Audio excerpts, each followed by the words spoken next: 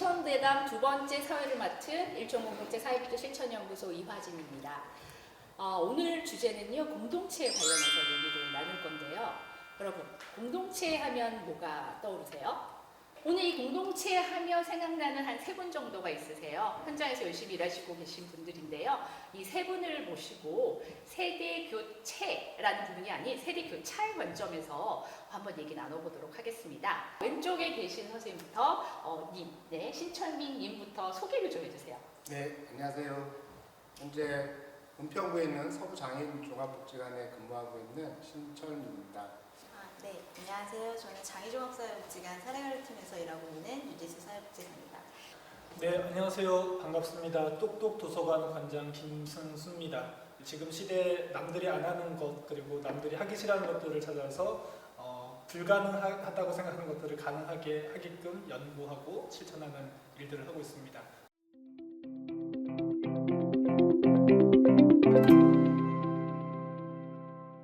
네, 자연스럽게 그럼 김승수님부터 시작해서 네네. 첫 번째 질문 하려고 하는데요. 네. 살면서 가장 즐거웠던 공동체 경험은 무엇인가에 대한 얘기입니다.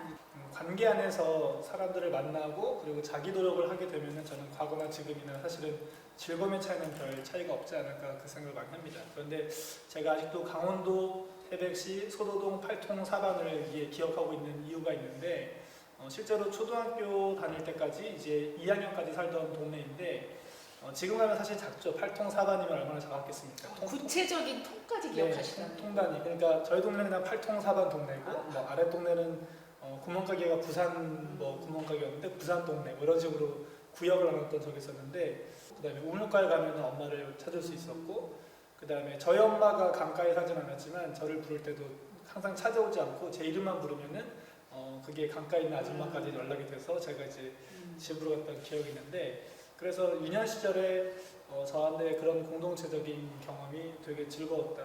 그 어렸을 때의 긍정적 경험이 지금의 공동체에 대해서 별 큰 부정적 인식 없이 할 수 있는 어떤 원동력이 됐었어요. 제가 대학원 때 이제 생각해 본 게 나는 왜 사회복지를 할까 이런 이제 생각을 해봤죠. 지금 복지관이 있어야지 공동체에서 어떤 약자들을 케어하고 지금 하는 시절이 있었지만 과거에는 저는 공동체가 다 복지 기능을 다 가지고 있었고 돌봄 기능을 가지고 있었기 때문에 그래서 뭐 지금 사회복지를 보더라도 제가 볼 때는 복지관의 역할도 저는 어떻게 보면 과거의 공동체적인 경험을 빗대어서 보는 관점이 좀 많죠. 네, 이 첫 번째 질문 얘기 한번 해주실까요? 네. 저는 서울에서 살았는데 비슷한 경험 맞아요. 그랬던 것 같죠. 그 응답하라 시리즈의 그 드라마를 굉장히 재밌게 보고 그 문화가 제가 살던 동네랑 굉장히 닮아 있었더라고요. 그래서 그게 지금 30대시죠? 네, 맞아요. 네, 서울에 살았었는데 그래서 어쨌든 온 동네가 같이 항상 음식을 할 때 스스로 해서 나눠 먹고 날이 좋으면 앞에서 평상에서 막걸리도 한잔 하시고 여름이면 항상 휴가를 같이 가는 경험들을 했거든요. 그래서 그 시절에 저도 돌이켜보면 흠이 아니었던 시절이었던 것 같아요. 엄마들이 없는 엄마들 이야기를 하면서 그게 그 사람을 비하하는 얘기가 아니라 그냥 하소연하면서 또 같이 잘 지내고 또 그걸로 인해서 가정에 돌아가셔서 또 잘 지낼 수 있는 원동력이 되고 이런 식의 일상들이 기억에 남아서 좀 인상이 깊었고 아마 다시 돌아오지 못할 공동체가 아닐까라는 한편으로는 그런 생각이 들어서 참 부럽네요. 도시에서 참 쉽지 않은 경험을 하신 것 같은데 네, 많이 기다리셨어요. 저요? 네, 1번 똑같은 질문 드리고 싶어요. 근데 그 김승수 관장님 말씀드리면서 네. 또 두 분 말씀드리면서 갑자기 아까 사회복지를 왜 하게 됐을까? 근데 저도 그런 생각을 별로 안 하고 살았는데 근데 어렸을 때 정서가 저도 이제 서울인데 서울에 이제 산동네 좀 미아 7동에 이제 산동네에 살았었는데 그때 어떤 정서가 있었냐면 지금 그런 분위기였어요. 지금 두 분이 말씀하신 분위기였는데 심지어는 이제 제가 어렸을 때 집에 이제 오리를 이제 어머니가 새끼 오리를 가져오셨는데 한 마리는 떨어져 죽고 몇 마리는 이렇게 하는데 많이 살았어요. 어느 날 학교 갔다 왔더니 없어지고 동네 어르신들이 그냥 다 모여셔갖고 잔치를 하신 거예요. 그래서 그때 이제 되게 여러 가지 마음이 들었는데 지금 뭐 이게 지금 얘기하신 뭐 여러 가지 동네 잔치는 되지만 저한테는 되게 정서적으로 큰 충격이 늘상 이게 그 정도 제가 가면 저를 쫓아올 정도로 저하고 교분이 있었는데 어르신들이 그때는 뭐 저희한테 뭐 허락을 구하고 이런 개념이 없었잖아요. 그 당시는 그냥 그런 정서, 초등학교까지는 그런 데서 살다가 중학교 가면서 이제 좀 더 이제 우리가 그러면서 이제 산업화가 점점 우리가 이제 진행해왔던 그런 느낌인 것 같아요. 그래서 이렇게 점점 세분화되고 사람들이 그런 공간들이 아니라 이제 각자 뭐 이렇게 가족들도 소규모로 점점 바뀌어가고 이런 문화들이 이제 점점 강해지면서 아까 말씀하신 이제 복지관이나 또 다양한 형태들이 만들어지면서 그런 역할들을 하는데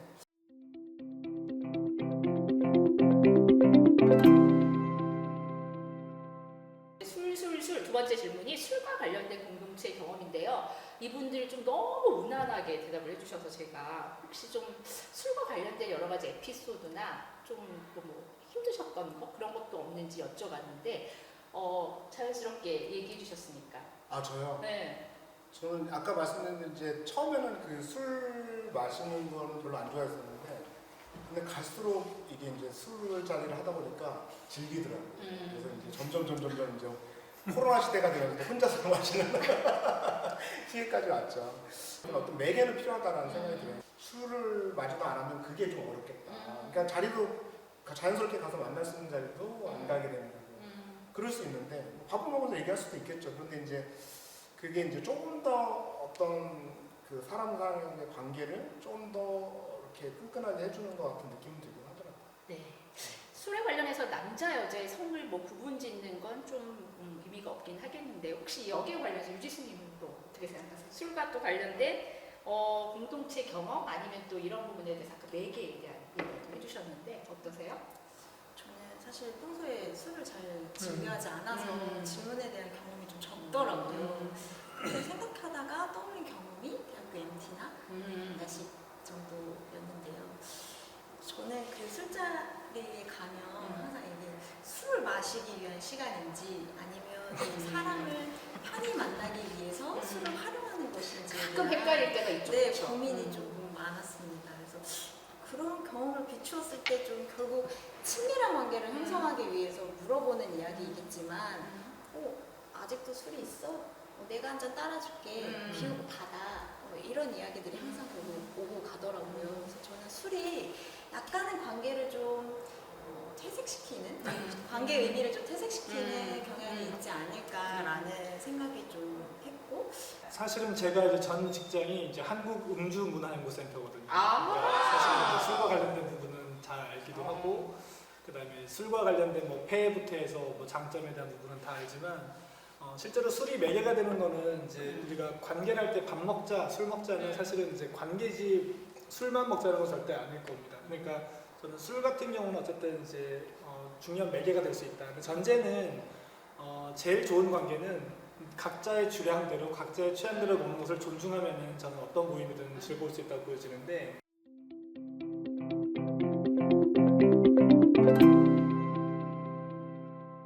일단 세 번째 질문 가요. 공동체 활동 중에 현타가 왔던 경험이 있는지.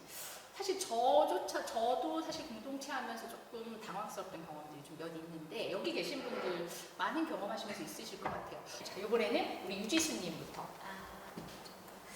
제가 현장에서 이렇게 A라는 사업이라고 표현을 하면 A라는 사업을 맡은 적이 있었는데 인계를 받을 때는 방법이랑 목적도 너무 좋고 좀 공동체를 위한 활동이 될 수 있겠다라는 생각이 기대감이 좀 많이 들어서 기대를 했는데 사실상 막상 들어가 보니 주민들을 아주 자연스럽게 나누고 또 주민들 간의 갈등을 불러일으키고 있다라는 사실을 알았을 때 좀 현타가 오더라고요. 그런 경험들이 종종 있을 수 있을 것 같아요. 그렇죠?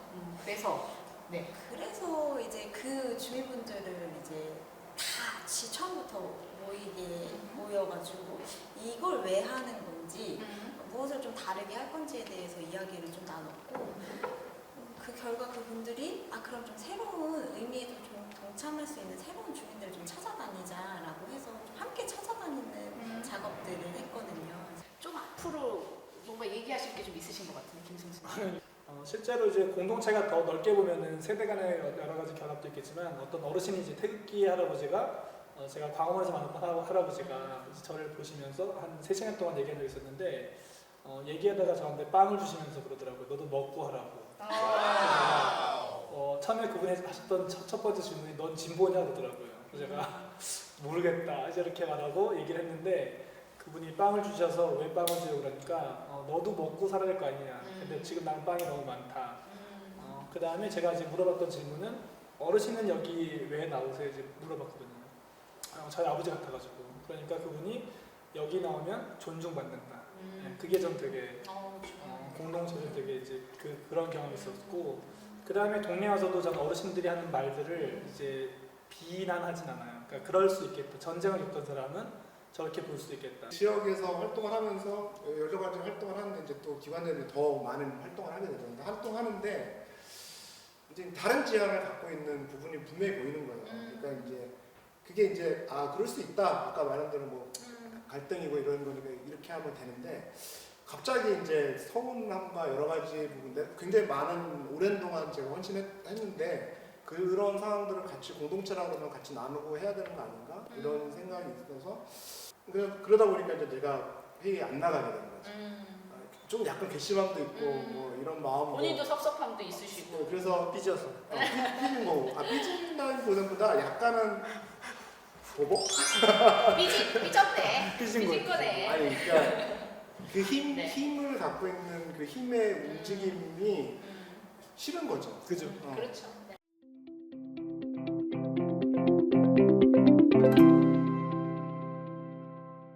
자, 그러면 이제 본격적으로 네 번째 질문으로 좀 들어가려고 해요. 이거는 먼저 유지수님한테 여쭤볼게요. 현대사회 공동체, 아까 제가 말씀한 동아리, 주민조직, 직장 공동체, 노조 이렇게 다양한 공동체들이 있는데요. 또 느슨한 공동체, 오늘 계속 얘기해 주셨던 현대사회 느슨한 공동체 얘기 많이 해주셨고요. 또 결사적 공동체 이런 부분들도 때로는 이제 얘기하시는 분들이 많아요. 조금 이거보다는 그래도 좀 결사적으로 가야 되지 않을까? 또 이렇게 얘기하시는 분들, 옳고 그름의 문제는 아닌 것 같은데요. 여기에 관련해서 좀 하실 얘기가 있으시면 어떠신지 우리 유지수님부터 가령 해주세요. 저한테 사실 이 질문이 굉장히 어려웠어요. 저는 이제 공동체의 형태보다는 공동체를 지향하는 이유가 더 중요해진 시점이 아닐까라는 생각이 조금 들었는데요. 저희가 초연결 시대라고 불리지만 사실 저희는 SNS로 연결되면 될수록 피로감, 우울감, 심지어는 공허함까지 더 많이 느낀다고 하더라고요.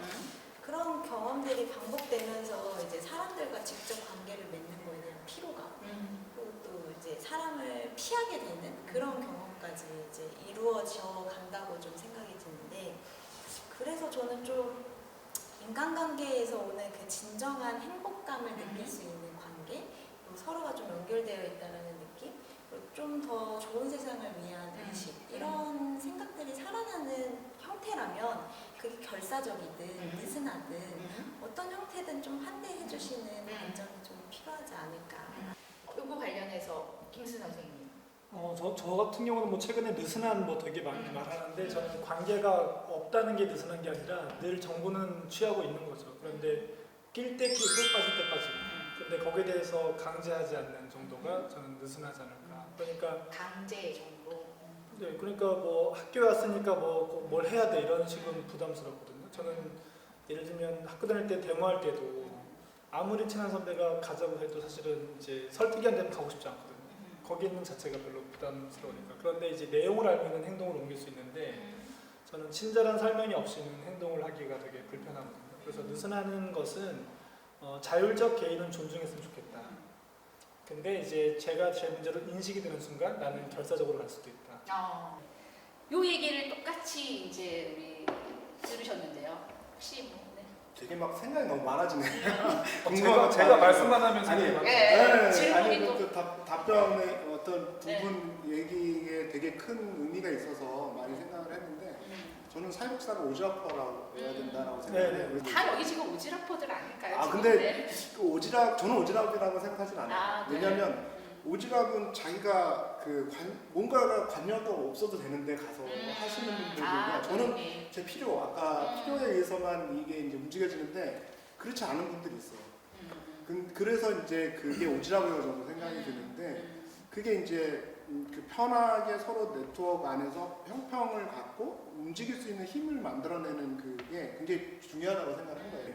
그래서 이제 그 안에서 이제 제가 이제 아까 용어로는 이제 코디네이터라고 표현을 했는데 그 안에서 저는 이제 네트워크라는 표현들을 많이 고민하는데 그 안에서의 코디네이터의 역할도 되게 중요해요. 왜냐하면 이게 촉진이 안 되면 아까 말씀하신 대로 톡방에 그런 거 되게 많이 느껴요. 딱 올라왔는데 아무도 반응 안 해.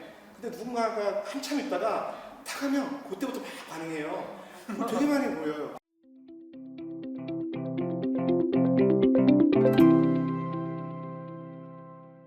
필요한 공동체에 대해서 좀 얘기. 아니면 나 앞부분에 좀 얘기 못한 거 있는데 지금 듣다가 이런 생각이 좀 든다. 뭐 이런 얘기 해주셔도 돼요. 네. 요즘 것들의 생각. 요즘 것들. 이야기하면 좋아서 하는 거였으면 계속 참여할 텐데 그 순간 내 역할이고 내가 무언가 불편하게 되면 안 하게 될 것 같아요. 부담스럽거나 네. 업무라고 생각이 네. 되면 더 이상 느슨한 관계도 아닌 그 관계를 탈피할 것 같은 느낌이 저는 개인적으로. 여기서는 느슨함의 정도는 일단 내가 부담을 네. 갖는 정도가 네, 내가 좋아하는 느슨하냐 네, 아니냐. 내가 좋아하는 일을 넘어섰다고 하면 저는 참여를 안 하게 됩니다. 저는 이 질문도 조금 고민이 필요한 공동체. 네, 많았는데 일단 좀 저에게 필요한 공동체라고 그냥 규정을 치면 저는 나와 너가 살아있는 관계 그 자체가 좀 나와 너가 살아있는 관계. 그런 공동체가 저한테는 지금 필요하다고 좀 생각이 들었는데 제가 학교 다닐 때 좀 이해가 되지 않았던 경험들이 몇 가지 있는데 그 중에 하나가 한 명이 잘못했는데 단체로 혼나는 그 군대도 아니고 뭡니까. 그런 경험들 그리고 연대 책임. 네. 그리고 또 몇몇이 그 주도하는 무리에 끼기 위해서 애써 나를 맞춰야 하는 그런 경험들 그런 것들이 좀 나를 온전하게 표현하지 못했던 것들이라고 좀 생각이 들었고 네. 여기에 대해서 김선수님 어떻게? 아니, 근데 좋은 면을 보면 되게 좋은데 근데 책임지지 않는 그냥 맛있는 것만 먹으려고 하는 것들 아니면은 이제 좋은 것만 하려고 하면은 사실은 공동체는 유지되기가 어렵겠죠. 저는 일부의 책임은 같이 져야 되고 그 공감력에 대한 얘기는 계속 해주는 게 맞다고 생각해요. 예를 들면 지구 환경을 지키는 건 중요하다고 하지만 근데 왜 거기에서는 동참해야지 바뀔 수 있는 거거든요. 전 세계가. 근데 거기에 대해서 자기 인식이 재미없으니까 안 가. 그래서 이런 인식은 너무 무책임한 거죠, 사실은. 저는 그래서 느슨하다는 개념을 너무 포장하면 되는 게 아니라 공동체가 좋아지면 참여한 분들이 많았을 때 더 좋아지는 것이 생기는 거고 참여하지 않으면 없어지는 거거든요. 그래도 끊임없이 계속 아까 공동체 안에서 네오노무고요. 그러면 네오노무를 실천하면서 우리가 손을 보더라도 공동체가 형성될 수 있게끔 하는 것들을 통해서 조금씩 변화를 만들어가는 것들이 지속되는 것들이 필요하다라고 저는 네네. 생각하고 지속 가능성을 계속 만들어가는 것들이 또 우리가 해야 될 일이 아닐까라는 생각을 갖게 됐죠. 이 시점에서 마지막인데요. 네. 그 공동체 관련해서 나 이 얘기는 꼭 하고 싶다. 정말 재밌게 이런 공동체 있으면 나 참여하겠다. 뭐 이런 것들 좀 생각나시는 것들 있으시면 얘기해 주셔도 돼요. 저는 자기 노력이 필요하다고 보거든요. 공동체를 만나러 가는 노력이 필요하죠. 그러니까 공부하는 모임도 가봐야 되고 그다음에 자기 동네에는 되게 많다니까요. 가보면은 공적으로 이용되고 있는 게 되게 많아요. 정말로 도서관만 가도 프로그램이 엄청나게 많고 복지관도 마찬가지고 평생학습부터 해서 뭐 교육 공동체가 되게 많은데 우린 자꾸 특별한 재미를 자꾸 요구하는 게 많죠. 그러니까 일상에서 찾는 자기 걸음을 가야 되고 동네를 돌아봐야 되고 그다음에 동네에 있는 사장과 친해져야 되고 그러면서 그 공간을 또 우리가 또 상상할 수 있고 축제를 해볼까 뭔가 계속 분리가 생기는 것은 다 재미를 만들어지는 것들이 있는데 저는 우리가 지금 이제 너무 재밌는 걸 바라는 거 아닌가. 저는 이제 좀 그런 조금 못해서 그냥 이게 좀 만드는 것도 같이 오지랖 아까 얘기 나왔던 것처럼 제가 오랫동안 이제 힘들 때 안에서 힘들 때 내부 안에서 외부에 가서 네트워크를 만들어서 활동을 했던 다시 내부 안으로 에너지를 끌고 오는 것들도 해본 적이 있었는데 그런 것도 좀 고민해보면 좋겠다. 그러니까 안에서만 너무 힘들 때 고민하지 말고 다양한 외부의 이제 어떤 다양한 공동체를 만들어서 내부 안으로 소통하는 방식으로도 해보는 것도 어떨까 이런 지금 말씀을 이렇게 네네. 이야기 듣다가 네. 좀 궁금한 게 생겼었는데 저한테 네. 네. 그 느슨한 관계에서 책임을 져야 한다라고 네. 책임을 져야만 한다라고 이렇게 얘기를 하셨는데 사실 제가 들었을 때 그 책임이 약간 부담으로 저는 느껴지거든요. 그렇죠. 전 책임 져라가 아니라 내가 만약에 아이를 키운다면 학교 공동체 부모로서 책임을 질 준비를 하고 있어야 되고, 그러니까 교사를 탓할 게 아니라 아이가 만약에 잘못했다 그러면 집에서부터 잘못된 거 아닌가? 예, 저는 그래서 역할을 우리가 청소가 안 된 분들을 우리가 청소하시는 환경 여사분들을 막 이렇게 질타하는 분도 있지만 저는 그분들이 쉴 수 있는 공간을 우리 만들어주고 있나? 예, 우리는 그 문제에 관심 있나를 질문해보는 책임을 가는 거지 너희도 책임 가져라는 절대 아니고 저는 세상이 좋아지기 바라면은 당신도 미세먼지에 대해서도 우린 책임이 있다. 예, 저는 그렇게 보거든요. 그래서 여기에 대해서 또 어떠세요? 저는 아까 그 친절한 설명 네. 이게 되게 중요하다고 저는 생각했거든요. 친절한 설명자. 네. 네. 저는 이 공동체에 제가 느끼는 중요한 점은 내가 중요하고 나에게 영향을 미치는 일이라는 전제가 되게 중요해질 거라고 생각이 들었던 이유가 그 환경 문제도 사실 환경을 지켜야 돼 하면 아무도 저희 세대 지키지 않을 것 같거든요. 그렇죠. 근데 그 환경이 나빠졌을 때 너가 살아갈 지구가 당장 물이 부족해지고 너가 자라날 먹을 음식이 부족해지고 이런 것들이 나에게 직접적으로 영향이 있다라는 그죠. 친절한 설명이 있다고 하면 네. 의도된 불편함이라고 했는데 네. 그 의도된 불편함을 실현할 수 있는 힘이 생길 그럼요. 거라고 생각이 들어서 그래서 책임이란 말을 좀 정제하면은 숨은 뜻이지만 친절한 설명을 통해서 성찰할 수 있는 기회는 주거든요. 아니 저한테도 기회가 있나요? 네, 얘기하시고 싶어 하시는. 책임은 저는 중요하다고 생각이 들어서 사회적 책임을 지지 않는 상태에서 어떻게 그게 자기의 권리를 얘기할 수 없잖아요. 책임과 권리는 같이 가는 거니까 책임에 대한 부분들은 가져가야 된다. 그래서 아까 제가 언어를 책임에 대한 내어놓는다는 표현인데 그게 예산에서 시각이 됐던 뭔가를 내어놓아야지만 그 공동체가 돌아갈 수 있다고 표현했는데 그 부분이 저는 책임이라고 저는 생각이 들어요. 사회적 책임이 필요하다. 같은 의미와 친절한 설명자 또 여기 내어놓음이라고 이제 치환을 하셨는데 책임이라고 왔을 때 용어가 주는 부담감 그렇죠. 이런 부분들이 이제 확 저희 있으셨던. 세대는 책임을 져야 할 준비가 필요하다라는 걸로 시작을 하면 이런 공동체에 참여하는 기회가 확연히 줄어들 거라고 생각하거든요. 대신에 그렇죠. 이런 친절한 설명, 우리가 이걸 왜 동참해야 되고 장애물이 없어졌을 때 일반 사람들이 얼마나 편리하게 유모차를 끌 수가 있고 이런 것들이 나에게 직접적으로 영향을 미칠 수 있다라는 이런 친절한 설명들이 있어야 책임을 질 수 있는 행동들을 할 수 있다고 저는 조금 생각이 들어요. 그러나 이제 사회 구성원으로서 살아갈 때 50대니까 네, 그렇습니다. 먼저 우리가 네. 살아온 세계는 네. 먼저 책임을 하고 네. 뭐 공감되는 부분이 네. 우리가 살아왔던 세대는 네. 우리가 시간을 냈건 우리가 어쨌든 우리 앞선 세대들도 그렇게 살아왔었기 때문에 그러면서 이제 나중에 이제 그거에 대해서 어떤 권리 보상받고 이런 시대가 있었어요. 그러다 보니까 그 부분에서 충분한 설명을 해야지만 내가 책임을 할 수 있다라는 부분에서 역으로 좀 고민이 되는 부분이 있었던 것 같아요. 저는 그래서 각자가 각자 노력을 하면서 느끼는 어떤 변화들을 또 얘기하고 해야지 우리가 누구에게 해줄 것을 요구하지는 않는 것이 더 건강하지 않을까. 네. 좋은 얘기 끝으로 해주셨고요. 자, 여러분 오늘 공동체 관련해서 일촌대담 9번째 시간을 가져봤는데요. 좀 오늘 길어졌어요. 근데 그럼에도 불구하고 또 여러 가지의 그 공동체에 대한 상, 그 다음에 경험에 대한 얘기, 또 느슨함에 대한 어떤 여러 가지의 얘기. 그치만 꼭 이 정도는 있어야 된다. 그게 책임이든 뭐 내어놓음, 역할 내지는 뭐 친절한 설명이든 이런 여러 가지 용어로 얘기가 된 것 같고요. 이 부분에 관해서 여러분 또 어떻게 생각하시는지 또 한번 고민해 보시면서 이 부분을 같이 지켜봐 주셨으면 감사하겠습니다. 오늘 마칠 거고요. 세 분 힘써주신 분에게 마지막 인사드리고 마치도록 하겠습니다. 고맙습니다. 그냥 할까요? 자, 다시 인사드릴게요. 네, 감사합니다. 네, 오늘 너무 열심히 얘기 잘해주셔서 감사하고요. 오늘 제 얘기가 좀 너무 집요하지 않으셨어요? 아유, 좀 혹시 얘기해 주시면 감사하겠어요. 네, 뭐 집요하다기보다는 되게 준비를 많이 하신 것 같아서 재미있었고요. 그리고 세대 간의 이런 얘기들도 들을 수 있어서 좋았던 것 같고요. 그리고 우리가 뭘 해야 되는지도 고민했던 것 같습니다. 이 얘기 나눈 것들을 이렇게 잘 정리해서 향후에 이제 뭐 사회복지 현장에서 좀 더 공동체에 대한 생각들을 그리고 느슨한 공동체에 대한 고민들을 더 많이 해가면 좋겠다 이런 생각을 해봤습니다.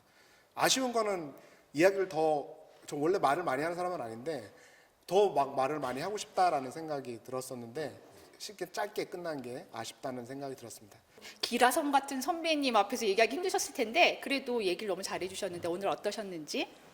엄청 많이 떨렸는데 잘 얘기했는지도 사실 좀 걱정이 들고 근데 많이 듣는 것만으로도 좀 성찰할 수 있고 깨달음이 있을 수 있어서 너무 좋은 시간이었습니다. 할 말이 더 남으신 것 같은데 네. 그래도 이 자리를 빌어서 꼭 이 얘기는 해야겠다. 아니면 뭐 소회 이런 것들 있으면 얘기해 주세요.